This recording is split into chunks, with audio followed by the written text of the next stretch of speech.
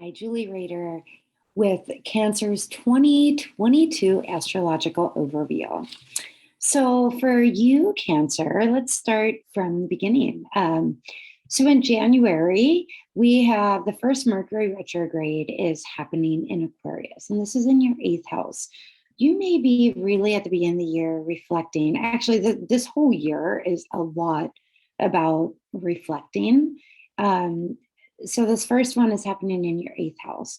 It could be several things. It could be you reflecting upon some psychological themes that have been coming to the surface. So really looking at that.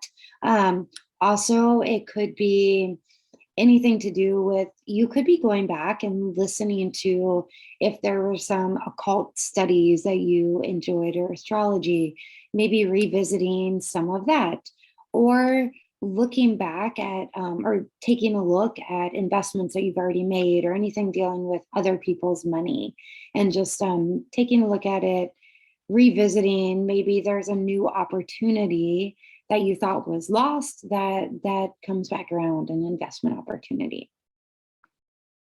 Also, let's move on to April. The next biggest energy you will definitely be feeling, and because it's in fellow water sign, everyone's going to be feeling it, but this Jupiter Neptune conjunction in Pisces. This is all about awakening your spirituality. Cancer, you are highly empathic and intuitive anyway. And this, as long as you open yourself up, this is going to be something in April. You're going to feel your intuition just really explode open. That same month, we have in April, we have a solar eclipse in Taurus, and this is happening in your 11th house, which is a house of aspirations.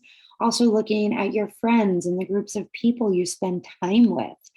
So between this Jupiter Neptune conjunction and this solar eclipse in the 11th house, both of these are really asking you to look at the big picture, to dream big, rather than looking at playing small. Where can you expand? Where can you dream a bigger dream, a bigger dream of what you want in your life? So that's all of April. Then in May, we have Mercury going retrograde in Gemini. This is in your 12th house. This, again, your intuition is going to be really, really heightened. You are going to be getting so many answers and even premonitions, perhaps in your dreams. Your intuition will be so heightened pretty much the entire year. But looking in the springtime will be really, really the peak of it. We have, actually, I don't know, that's going to be one of the peaks of it. You have, your intuition is just so strong. And also your ability to tap into a bigger vision of what you want in your life. Then in May, we also have a lunar eclipse in Scorpio, and this is falling in your 5th house. So in May, with this 5th and 12th house activation, if you're trying or wanting to get pregnant, this is definitely a time where that could happen in the springtime for you. So that's highly a possibility. This lunar eclipse in your 5th house is also really activating for children, for pregnancy, also romance, allowing more play. It's also the house of entrepreneurship. So maybe looking, a lunar eclipse is a full moon. It's either something comes to culmination or maybe something needs to be let go so that you can allow more fun and romance into your life. And then We also have Jupiter moving into Aries, which is your house of career and blessings. So it's going to be in Aries. It will be going retrograde, but you will start this summer to get a glimpse of what 2023 is going to bring into your life, and change of the status of who you are. It could be, it's your career house and your status. So your career or your status could be changing. Your relationship status, you could be ending something, you could be retiring. Or your career could just really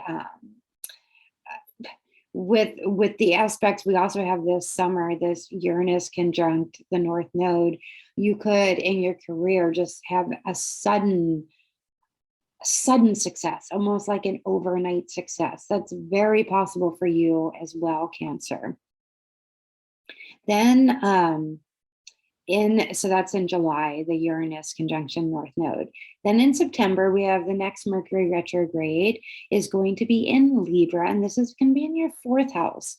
So in September, you may really be contemplating a move, or a renovation to your home, or just wanting to change something in your home, or reflecting upon your childhood, or maybe people from family members from your childhood come back from your childhood, or just from your family in general, or there's a conversation maybe that you have with them, or something that you revisit during this Mercury retrograde season in September. In October, we have Mars going retrograde in your 12th house. You're going to need even more rest. You know how I was saying in the spring you could get pregnant? You really, it wouldn't surprise me, Cancer. If not, you're just going to be in a period where you need more rest. Mars is the planet of motivation, and it's going on vacation. You're not going to feel as motivated to do things. Also look back at what was going on in 2003, because these themes are also going to be coming up for you as the next eclipse that we have, which is your 5th house. Again, another like pregnancy indicator.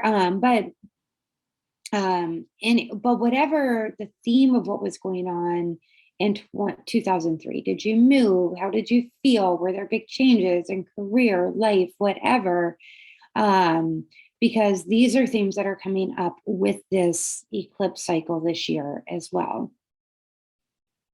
So in November, we have a lunar eclipse in your 11th house. And that's again going back to your aspirations, your goals. You may find that an old goal that you had, maybe it came to fruition and it's time to dream a new dream. Or it could just be that you are revising some of the hopes and wishes you had in the past. And then the last Mercury retrograde we have starts on the 29th of December, the very end of the year. And that's happening for you in Capricorn in your 7th house. So you reflecting upon your relationships, both romantic relationships as well as business partnerships. And just taking a look at that and making changes if needed, or perhaps old relationships from the past may come back for closure or for revisiting. So big year of change, reflection, intuition, really heightened. And I wish you the happiest 2022. Thanks for listening.